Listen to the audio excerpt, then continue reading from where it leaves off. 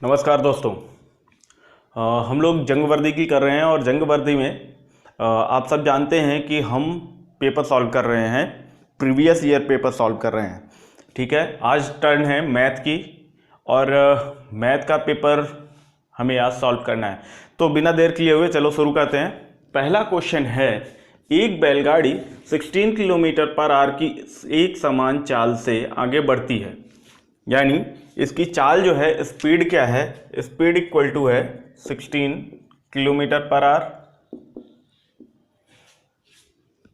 यदि 356 किलोमीटर की यात्रा करने में उसे कितना समय लगेगा? तो देखिए, स्पीड इक्वल टू होता है s equal to D by T. ठीक है, इसमें ये दूरी होती है और ये समय होता है और ये होती है चाल। ठीक है, तो चाल बराबर दूरी बटे समय। अब हमें दूरी दी हुई है, चाल दी हुई है, तो समय निकालने में कोई समस्या नहीं होनी चाहिए। समय को इधर ले आएंगे तो चाल इधर आ जाएगी, तो ये हो जाएगा समय बराबर दूरी बटे चाल। और जब ये आ गया हमारे पास, तो हम कैसे सॉल्व करेंगे? हमें समय निकालना है यानी टाइम निकालना है, तो टी हो गया और फिर दूरी हमें दी हुई है कितनी, 356 किलोमीटर और समय चाल दी हुई है 16। तो ये देखिए, अब इसको जल्दी से सॉल्व कर लेते हैं। देखिए, 16 से भाग देंगे तो ये हो जाएगा 22 और 4 बच जाएगा। ठीक है, तो 22 सही 4 बटे 16 बचा, हो गया हमारे पास। इसको अगर कैंसिल करें तो ये हो जाएगा 1 और ये हो जाएगा 4, तो हमारे पास आया क्या, 22 सही 1 बटे 4। ये क्या हो जाएगा, समय हो जाएगा यानी घंटे हो जाएगा। अब अगर 1 बटे 4 घंटे को हम मिनट में बदलें तो मिनट में क्या हो जाएगा? अब मिनट में क्यों बदलेंगे? क्योंकि यहाँ मिनट में हमें टाइम दिया हुआ है। ठीक है, तो अब मिनट में जब बदलेंगे तो 1 बटे 4 यानी 1 घंटे में 60 मिनट होते हैं, तो उसको 4 से भाग देंगे यानी 15 मिनट। तो 22 घंटे 15 मिनट हमारे पास आंसर आ रहा है। ऑप्शन नंबर बी हमारा सही हो जाएगा। अगला क्वेश्चन करते हैं, कैंडी बार का वजन, एक कैंडी बार का वजन 40 ग्राम है, तो 4 किलोग्राम के थैले में कितनी कैंडी बार हैं? ये भी इजी है। देखिए, अब अगर एक कैंडी बार का वजन 40 ग्राम है तो 4 किलो में कितने हैं? तो 4 किलो, तो पहले इसको ग्राम में बदल लेते हैं, तो ये 4 किलो हो जाएगा गुणे 1000, क्योंकि 1 किलो में 1000 ग्राम होते हैं, तो ये ग्राम हो जाएगा, तो ये हो गया 4000 ग्राम। और हमें कितने कैंडी बार निकालना है? तो एक कैंडी बार कितने का है? 40 ग्राम का। तो कितने हैं ये निकालने के लिए हम क्या करेंगे, 4000 ग्राम जो हमें पूरा वजन दिया हुआ है बटे 40 कर देंगे। तो यहाँ से 0 से 0 कैंसिल हुआ और 4 से 4 कैंसिल होकर 1 हो गया, तो ये हमारे पास आ गया कितना, 100। तो यानी हमारे पास कितने होंगे, 100। तो यहाँ पे डी हो जाएगा हमारा सही ऑप्शन, 100 कैंडी बार यहाँ होंगे। ठीक है, नेक्स्ट क्वेश्चन करते हैं। नेक्स्ट क्वेश्चन में है, y अक्ष बिंदु -6 -1 से कितनी दूर है? तो देखिए, x अक्ष और y अक्ष आपको सबसे पहले पहचानना पड़ेगा, फिर बिंदु कैसे लिखा जाता है ये जानना पड़ेगा। तो बिंदु जो होता है वो ऐसे लिखा जाता है, पहले x लिखा जाता है फिर y लिखा जाता है, ये होता है बिंदु, पॉइंट या बिंदु। तो बिंदु या पॉइंट इस तरह से लिखा जाता है, x और y। तो पहले x की वैल्यू लिखी जाती है, फिर y की वैल्यू लिखी जाती है, तो इसी के साथ में लिखते हैं -6 और -y यानी 1। ठीक है, अब ये देखिए ये कैसे बनेगा, इसका एक कोऑर्डिनेट बना लेते हैं। तो जैसे ही कोऑर्डिनेट बनाएंगे हम, तो हमारे पास इस तरह की वैल्यू आ जाएगी। ये होता है y एक्सिस और ये होता है x एक्सिस। तो यहाँ पे हमें माइनस में चलना है, तो पीछे की तरफ चलेंगे 1 2 3 4 5 एंड 6, तो ये हो जाएगा -6। और y एक्सिस में हम 1 में चलेंगे माइनस की तरफ, तो नीचे की तरफ चलेंगे 1, ये हो गया -1। अब देखिए, y एक्सिस यानी y अक्ष कितना दूर है? तो -6 है ना, -6 यूनिट दूर है। यानी अब दूरी माइनस में तो होती नहीं है, प्लस में ही होती है, दूरी कभी निगेटिव नहीं होती है, वो हमेशा पॉजिटिव होती है। तो ये क्या हो जाएगा, इसका आंसर 6 हो जाएगा। ठीक है, तो यहाँ की दूरी जो है, दूरी अगर हम लिखें तो 6 हो जाएगी। ऑप्शन नंबर डी सही हो जाएगा। नेक्स्ट क्वेश्चन करते हैं क्वेश्चन नंबर 4। एक शार्क 5 किलोमीटर प्रति घंटे की चाल से तैर सकती है ना, तो 3 घंटे में कितनी दूरी तय करेगी? तो 3 घंटे में तय करने के लिए क्या करेंगे, अभी मैंने बताया चाल बराबर दूरी बटे समय, यानी स्पीड इक्वल टू dy/t। अब हमारे पास इस बार क्या है, टाइम है और चाल है, तो यहाँ से हम करेंगे क्या, इसको इधर ले जाएंगे तो st इक्वल टू हो जाएगा d, ठीक है, या d इक्वल टू st। तो st यानी स्पीड इंटू टाइम, तो स्पीड हमारे पास 5 किलोमीटर है तो 5 और टाइम हमारे पास 3 आवर है तो 3, तो बराबर 15, ये हो जाएगा d यानी दूरी। तो 15 किलोमीटर ऑप्शन नंबर बी हमारा सही हो जाएगा और हम इसको मार्क कर देंगे। आगे बढ़ते हैं तो हमें मिलता है प्रीति अपनी यात्रा का 40% भाग पैदल और शेष भाग बस से तय करती है। उसे 80 किलोमीटर की दूरी तय करनी है, तो बस द्वारा तय की गई यात्रा ज्ञात कीजिए।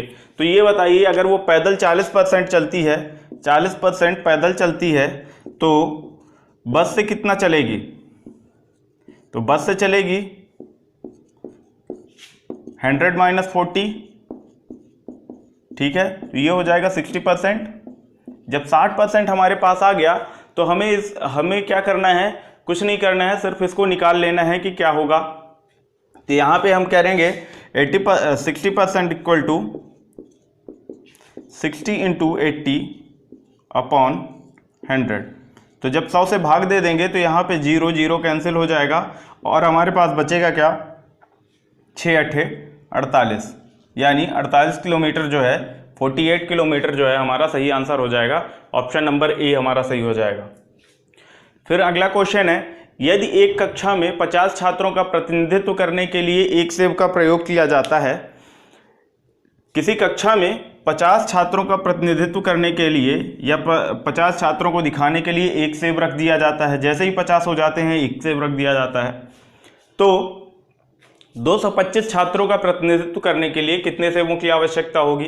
तो सिंपल सी चीज है, यहाँ पे हमें 50 छात्रों के लिए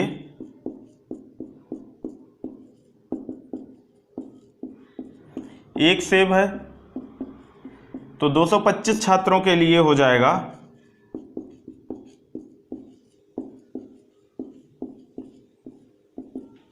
कितने सेब हो जाएंगे, 225 बटे 50 सेब, ठीक है। अब इसको हम डिवाइड कर देंगे तो क्या हो जाएगा, सबसे पहले तो 5 से डिवाइड करेंगे तो ये 10 बच जाएगा और ये कितना हो जाएगा, 5 चौको 20 और फिर 25 पचम 25, ठीक है। अब 10 से डिवाइड करेंगे तो ये क्या हो जाएगा, इक्वल टू हो जाएगा 4.5 सेब, यानी 4.5 सेब। तो 4.5 सेब कहाँ पे आ रहा है हमारा, ऑप्शन नंबर डी आ रहा है, तो ऑप्शन नंबर डी हमारा सही हो जाएगा। नेक्स्ट क्वेश्चन है, एक पैकेट में 14 पात्र हैं, एक पात्र में 8 कैप्सूल हैं, तो पात्र में 23,520 कैप्सूल पैक करने के लिए कितने पैकेटों की आवश्यकता होगी? तो देखिए एक पैकेट में 14 पात्र हैं, है ना, तो और एक पात्र में 8 कैप्सूल हैं, तो एक पैकेट में टोटल कैप्सूल कितने हो गए, एक पैकेट में कैप्सूल कितने हो जाएंगे, ये हो जाएंगे पात्र गुणे कैप्सूल। तो देखिए एक पात्र में एक पैकेट में 14 पात्र और एक पात्र में 8 कैप्सूल, तो ये क्या हो जाएगा, 14 गुणे 8 हो जाएगा और 14 छंग 14 अट्ठे 112, ठीक है। तो ये 112 कैप्सूल आ जाएंगे कितने में, एक पैकेट में, ठीक है। ये कैप लिख देता हूं मैं। तो एक पैकेट में अगर 112 आ रहे हैं तो 23,520 के लिए कितने की जरूरत पड़ेगी, तो number of packet needed equal to क्या हो जाएगा, number of packet equal to हो जाएगा 23,520 बटे 112, 12। जब इसको डिवाइड करेंगे तो हमारे पास आंसर आना चाहिए। यहाँ से हम एक एक करके एक ऑप्शन पिक कर लेंगे। तो देखिए सबसे पहले ए पिक करते हैं, तो 11 इंटू 112, तो ये क्या हो जाएगा 11 दूनी 22, 11 एकम 11, 11 दो 13 और 11 एकम 11, 11 एक 12। तो ये कितने हुए 12,230। तो ये तो होगा नहीं क्योंकि ये कम है, तो ये वाला गलत हो गया हमारा, ये गलत हो गया। फिर सेकंड ऑप्शन पिक करते हैं, तो इसमें क्या करेंगे 210 है तो 21 का गुणा करेंगे, 21 का गुणा करेंगे तो देखिए 21 दूनी 42, फिर कैरी 4 आ जाएगा, 21 एकम 21, 21 4 25 और फिर उसके बाद 21 एकम 21 और 21 दो 23, तो ये क्या हो गया 23,520। तो ये यही तो हमारा है रिक्वायर्ड नंबर, हमारा यही है, तो हम इसको सही कर लेंगे, बाकी को चेक करने की ज़रूरत ही नहीं है। ठीक है, तो ऑप्शन नंबर बी इसका सही हो जाएगा। फिर उसके बाद चलते हैं चर सहित सही आप चाहें तो इसको भी कर सकते हैं, आप चाहें तो इसको डिवाइड करके भी देख सकते हैं, लेकिन इसमें टाइम ज़्यादा लगेगा इसलिए मैंने इसे नहीं किया है। नेक्स्ट क्वेश्चन है चर सहित सही समीकरण का चयन कीजिए। तो देखिए इसमें दिया हुआ है 30x इज लेस देन 40। दूसरा है देखिए इसमें हमें क्या x की वैल्यू एग्जैक्ट वैल्यू मिल सकती है, नहीं मिल सकती है, क्योंकि यहाँ से अगर हम डिवाइड करते हैं तो हमारे पास क्या आएगा 14/3 इज ग्रेटर देन x, लेकिन ये नहीं पता चलेगा कि x एग्जैक्टली है क्या, तो ये गलत हो जाएगा। इसमें भी बड़ा छोटा दिया हुआ है तो ये भी गलत हो जाएगा। इसमें इक्वल दिया हुआ है तो इसमें हम निकाल सकते हैं, है ना। कैसे निकाल सकते हैं देखिए, सॉल्व करके ही देख लेते हैं। तो सॉल्व करेंगे तो क्या हो जाएगा 3 plus 2x plus 2x minus 1 equal to कितना है 0 है। तो जब 2x माइनस 1 निकालेंगे तो ये हो जाएगा -3, -1 उधर जाएगा तो 2x इक्वल टू हो जाएगा 2। ठीक है, -3 में से 1 माइनस हो जाएगा और x इक्वल टू आ जाएगा हमारे पास, x इक्वल टू 1 आ जाएगा। तो हमारा x की वैल्यू निकल सकती है। तो हमारे पास जिसमें भी x की वैल्यू निकलेगी हम उसी को सही करेंगे, ऑप्शन नंबर सी सही हो जाएगा। नेक्स्ट क्वेश्चन है 69853 के घन में इकाई का अंक क्या होगा। तो देखिए इकाई के अंक के लिए हम जो भी ऑपरेशन करते हैं सिर्फ किस में करते हैं, इकाई के अंक में करते हैं। ठीक है, तो यहाँ पे क्या होगा 3 है, तो 3 का जब स्क्वायर करें क्यूब निकालेंगे, 3 का क्यूब होता है कितना 27, तो क्या हो जाएगा हमारे पास इकाई अंक क्या आएगा 7, तो इकाई अंक 7 हो जाएगा, ऑप्शन नंबर बी हमारा सही हो जाएगा। नेक्स्ट है यदि m -4 और 2 के बीच का मध्य बिंदु है तो m है। तो देखिए इसने क्या बोला है -4 और 2 के बीच के मध्य बिंदु बोला है, तो चलिए -4 से 2 लिख लेते हैं पहले, -4 -3 -2 -1 0 1 एंड 2। तो इनके बीच का मध्य बिंदु क्या होगा, देखिए यहाँ से ये 3 और यहाँ से ये 3 छोड़ के हमारे पास -1 बीच में आ रहा है, तो मध्य बिंदु हो जाएगा -1, ऑप्शन नंबर ए सही हो जाएगा हमारा। तो चलिए अगला क्वेश्चन शुरू करते हैं। के की किस मान के लिए रैखिक समीकरण ax + 3y = 2k एवं 5x + ky = 2 के अद्वितीय हल होंगे। तो ये आप लोगों ने 10th में पढ़ा होगा, अद्वितीय हल यूनिक सॉल्यूशन, है ना। यानी इन दोनों समीकरण में रैखिक समीकरण है, लीनियर इक्वेशंस में यूनिक सॉल्यूशन आप लोगों ने पढ़ा होगा, और उसके लिए शर्तें होती हैं। अगर हम इसको a1x + b1y + c1 = 0 और a2x + b2y + c2 = 0 के फॉर्म में लिखें, तो हमारे पास यूनिक सॉल्यूशन के लिए यानी अद्वितीय हल के लिए क्या होता है, कंडीशन होती है a1/a2 does not equal to b1/b2, ये हमारी कंडीशन होती है। ठीक है, यानी कि ये नहीं हो सकता है। तो देख लेते हैं इसमें a1 और a2 क्या है। तो देखिए यहाँ पे a1 यानी x का मल्टीप्लिकेशन है, x का मल्टीपल है, तो यहाँ पे x हो जाएगा। तो a1 इक्वल टू हमें क्या मिल गया 2। फिर a2 इक्वल टू 5 है, तो a2 इक्वल टू क्या मिल गया 5। फिर b1 इक्वल टू 3 है, तो b1 इक्वल टू क्या मिल गया 3। और b2 इक्वल टू k है, तो b2 इक्वल टू k मिल गया हमें। इस कंडीशन में जब पुट करेंगे तो हमारे पास हो जाएगा a1 अपॉन a2 यानी 2/5 इक्वल टू नहीं होना चाहिए, does not equal to b1 upon b2, तो 3/k। जब इसको सॉल्व करेंगे तो इनका और इसका क्रॉस मल्टीप्लिकेशन जब करेंगे तो क्रॉस मल्टीप्लिकेशन में हो जाएगा 2k does not equal to 3 × 5, और ये क्या हो जाएगा 3 × 5, 2k does not equal to 15। अब अगर 2k does not equal to 15 आ गया है हमारे पास, तो ये दिखाता है हमें कि k इक्वल टू हो डज नॉट इक्वल टू हो जाएगा 15/2।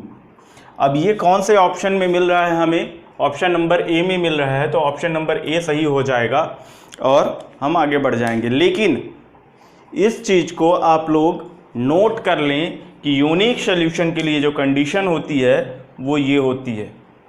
इस कंडीशन को आप ज़रूर नोट कर लें, क्योंकि आगे भी अगर क्वेश्चन आता है तो आपको समस्या नहीं होगी, इसलिए इसको नोट कर लें।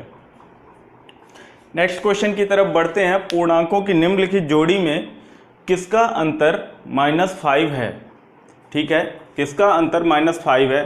तो ये कुछ पूर्णांकों की जोड़ी दी हुई है और अंतर पूछा है, यानी माइनस करने के लिए बोला गया है। तो माइनस करने पे किसे माइनस करेंगे तो 5 आएगा, सॉरी -5 आएगा। तो देखिए पहला है, इसमें अब हिट एंड ट्राई करना पड़ेगा हमें, क्योंकि हम किसी भी पूर्णांक को नहीं ले सकते, इन्हीं में से कोई एक होना चाहिए। तो -2 -7, ठीक है। माइनस करने के लिए उसने बोला है ये माइनस का ऑपरेशन करना है हमें, तो ये हो जाएगा -2 -7 इक्वल टू -9, ठीक है। माइनस माइनस के जब एडिशन होते हैं या सब्ट्रैक्शन होते हैं तो क्या होता है, वो दोनों ऐड होके माइनस साइन लाते हैं। फिर ये हो गया a, तो ये क्या -5 है? नहीं है, तो a गलत हो गया, हमारे पास -5 आना चाहिए। फिर b के लिए क्या हो जाएगा 6 -6 नहीं है, 6 है, 6 - 11, तो इक्वल टू हो गया। इसमें देखिए अब 11 में से ही 6 माइनस होगा, लेकिन साइन क्या आएगा माइनस का, क्योंकि माइनस बड़ा है, तो 11 में से 6 को माइनस करेंगे तो -5 आ जाएगा। और हमारे पास जो रिक्वायरमेंट है वो भी -5 की है, तो हमारा आंसर हो जाएगा क्या बी, 6 और 11। 23.04 23.04 का वर्गमूल ज्ञात कीजिए, यानी स्क्वायर रूट निकालना है, वर्गमूल निकालना है यानी स्क्वायर रूट निकालना है। तो ये बताइए 23 या 23 के आसपास के स्क्वायर रूट क्या हैं? तो देखिए सबसे पहले तो होगा 16 का स्क्वायर रूट होता है 4, और उसके बाद आता है 5 का स्क्वायर होता है 25, यानी 25 का स्क्वायर रूट होगा 5। तो यहाँ पे हमारे पास दो चीज़ें हैं, हमें पता है 16 का स्क्वायर रूट इक्वल टू 4 होता है और 25 का स्क्वायर रूट इक्वल टू 5 होता है, ठीक है। और 23 जो हमारा है 23.04 25 के ज़्यादा पास है, तो 5 के पास लेकिन 5 से कम वाला नंबर जो होगा वो हमारा आंसर हो जाएगा। तो ऐसा कौन सा है 4.8 0.42, तो ये तो बहुत ही छोटा हो गया। 48.02 तो ये भी गलत हो गया, क्योंकि ये बड़ा ही हो गया। और 2.2 ये बहुत छोटा हो गया, हमें 4 से बड़ा चाहिए। तो 4 से बड़ा और 5 से छोटा जो 5 के पास हो तो 4.8 है, तो ये हमारा सही आंसर हो जाएगा। फिर नेक्स्ट है, निम्नलिखित में से कौन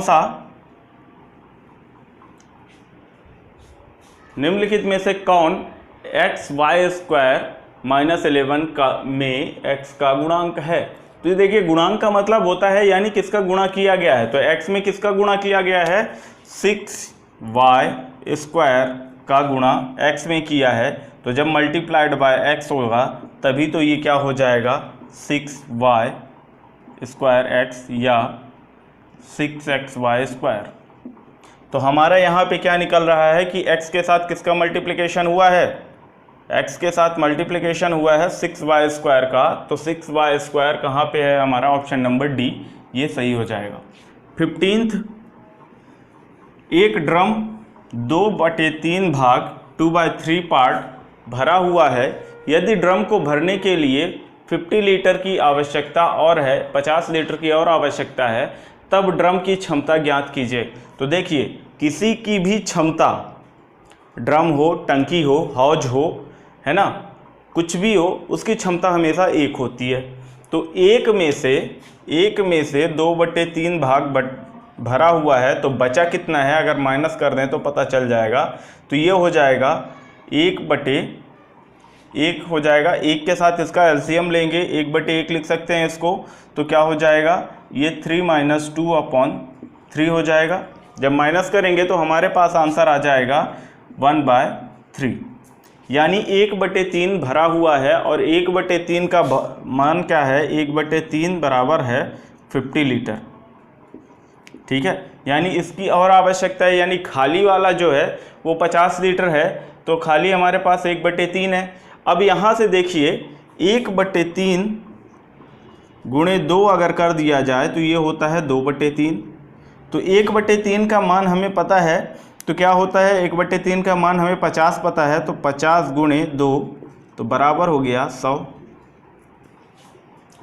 ठीक है, अब 100 और 50 दोनों को ऐड करेंगे तो क्या आ जाएगा, हमारे पास 1 बराबर हो जाएगा, यानी पूरा ड्रम बराबर हो जाएगा, ड्रम बराबर 1/3 प्लस 2/3, ये हो जाएगा 50 प्लस 100, तो ये हो गया 150 लीटर। तो हमारा आंसर क्या आ गया, 150 लीटर। ऑप्शन नंबर सी सही हो जाएगा और इसको हम टिक कर देंगे। नेक्स्ट है ए, बी तथा सी, 3 संख्याएं हैं। ए का 1/3 बी है, यानी ए जो है उसका 1/3 से अगर गुणा किया जाए तो हमारा बी आ जाएगा। तो और सी बराबर 75 है, जो कि ए से 30 अधिक है, तो बी ज्ञात कीजिए। तो देखिए, हमें क्या पता है, बी इक्वल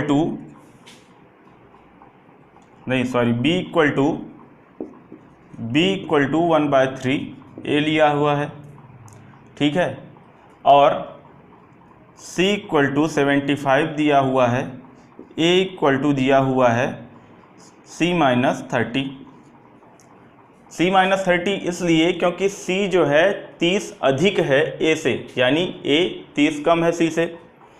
तो क्या हो गया, हमारे पास 3 चीज़ें आ गई। तो इसमें से क्या करेंगे, यहाँ C की वैल्यू रखेंगे तो A इक्वल टू हो जाएगा 75 - 30 इक्वल टू 45, 45 आ गया।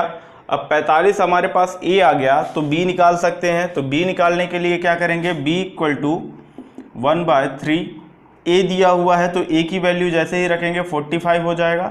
तो ये हो गया 1/3 गुणे 45। अब 45 से गुणा करेंगे तो 3 से ये कैंसिल हो जाएगा, 15 आएगा। तो हमारे पास 15 गुणे 1 यानी 15 बचा। तो B का मान क्या आ गया हमारे पास, B इक्वल टू हो गया हमारे पास 15, और B equal to 15 option number A में दिया हुआ है, तो ऑप्शन नंबर ए सही हो जाएगा। अगला क्वेश्चन है 3x - 2y का होल स्क्वायर विस्तार कीजिए। इसका विस्तार करना है, 3x - 2y के होल स्क्वायर का क्या करना है, हमें विस्तार करना है। तो यहाँ पे देखिए, ये कुछ कैसा लग रहा है हमें, a - b का होल स्क्वायर है ना। यहाँ पे a इक्वल टू क्या हो जाएगा, a इक्वल टू हो जाएगा 3x और b इक्वल टू हो जाएगा 2y। तो यहाँ पे इसका जो एक्सपांशन होता है वो क्या होता है, a square plus b square minus 2ab, यही होता है। तो इसका क्या हो जाएगा, यानी 3x - 2y का होल स्क्वायर, इसका हो जाएगा एक्सपांशन 3x स्क्वायर माइनस नहीं प्लस है, यहाँ पे देखिए ये प्लस है तो यहाँ पे भी प्लस हो जाएगा 2y का whole square minus 2 into 3x 2y, तो ये इक्वल टू हो जाएगा 3x, तो 3 का स्क्वायर हो जाएगा 9 और x स्क्वायर प्लस 2 का स्क्वायर हो जाएगा 4 और y स्क्वायर और माइनस देखिए 2 इंटू 3 यानी 2 इंटू 3 6 और 6 टू ज़ा 12, तो 12 हो गया और x इंटू वाई तो xy। तो हमारे पास क्या आया, expansion 9x square plus 4y minus 12xy। तो यहाँ पे हमें ये ऑप्शन कहाँ दिख रहा है, 9x square plus 4y square plus, तो ये गलत हो गया, यहाँ पे माइनस आना चाहिए। 9x स्क्वायर माइनस 4y, यहाँ पे भी गलत हो गया, यहाँ प्लस आना चाहिए था। फिर c 9x square plus 4y square minus 12xy, तो ये सही है हमारा। ऑप्शन नंबर सी हमारा सही हो जाएगा। इसे मार्क करके हम आगे बढ़ते हैं। तो हमें मिलता है a into A into A into B into B into B को किस रूप में लिख सकते हैं, तो यहाँ पे देखिए into B into B into B, तो यहाँ पे कितने a हैं, 3 हैं, और यहाँ पे कितने b हैं, 3 हैं। तो इसको हम लिख सकते हैं a टू दी पावर 3 इंटू b टू दी पावर 3। अब ये दोनों की पावर सेम है तो इसको हम इकट्ठे लिख सकते हैं क्या, a b होल क्यूब। देखते हैं ये ऑप्शन कहाँ पे है, तो 3 टू दी पावर ab, ये तो बिल्कुल गलत है क्योंकि पावर यहाँ ऊपर नहीं जाएगी, 3 में ऊपर नहीं जाएगी, a या b की होगी। ये a to the power 3 b to the power a, ये भी गलत हो जाएगा, ab टू दी पावर 3, तो ये वाला सही हो जाएगा, गलत नहीं, ये वाला सही हो जाएगा और ये वाला गलत हो जाएगा, है ना। ऑप्शन नंबर सी हमारा सही हो जाएगा। और इसी के साथ यहाँ पे क्वेश्चन ख़त्म होते हैं। 18 क्वेश्चन सिर्फ इस वजह से हैं क्योंकि 2 क्वेश्चन जो हैं वो नहीं मिले थे। तो यहाँ की क्लास यहीं पे ख़त्म होती है, कल फिर से मिलेंगे, तब तक के लिए bye bye, good day and take care.